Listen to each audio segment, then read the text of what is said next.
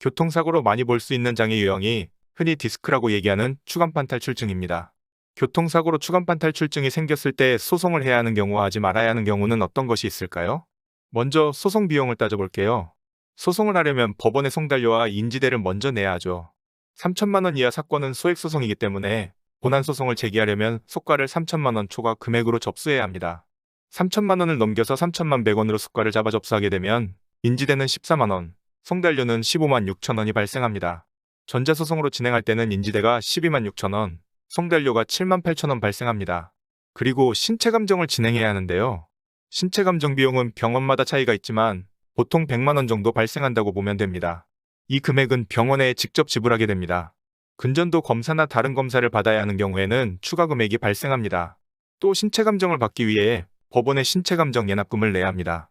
추간판 탈출증의 경우 신체감정 예납금은 40만 원입니다. 여기에 변호사 비용이 추가로 들어가게 됩니다.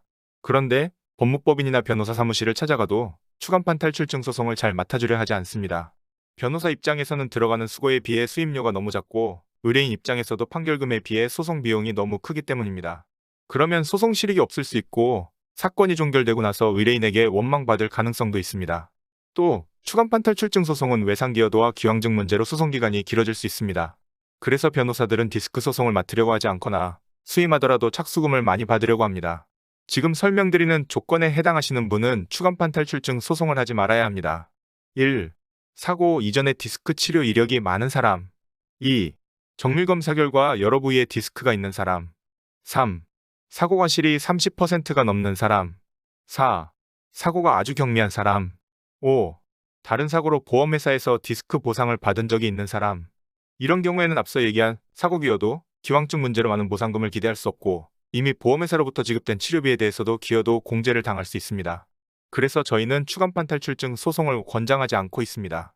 사고 당하신 분의 몸 상태, 나이, 사고 크기, 과실, 소득, 치료 내역에 따라 합의금은 많이 달라지겠지만 수술을 시행하지 않은 분들 기준으로 보험회사에서 외상기여도 50% 이상, 한 시장에 2년 이상을 인정하여 합의금을 제시한다면 그 선에서 보험회사와 원만하게 합의하는 것이 낫다고 안내드립니다. 그럼에도 불구하고 저희가 소송을 진행해드리는 추간판 탈출증 사건들이 있습니다. 바로 억울한 피해자분들의 경우입니다.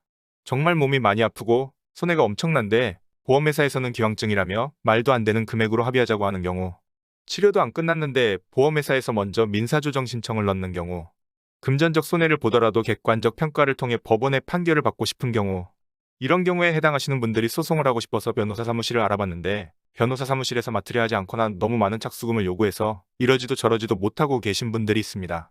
이런 분들을 위해 최소한의 착수금만 받고 진행해 드리는 것입니다. 교통사고 추간판 탈출증으로 소송을 진행하고자 하실 때에는 앞에서 말씀드린 비용, 하지 말아야 하는 경우, 디스크 소송의 특징들을 잘 고려해 보시고 신중히 결정하시기 바랍니다. 디스크 소송을 고려하고 계신 많은 분들에게 도움이 되었길 바랍니다.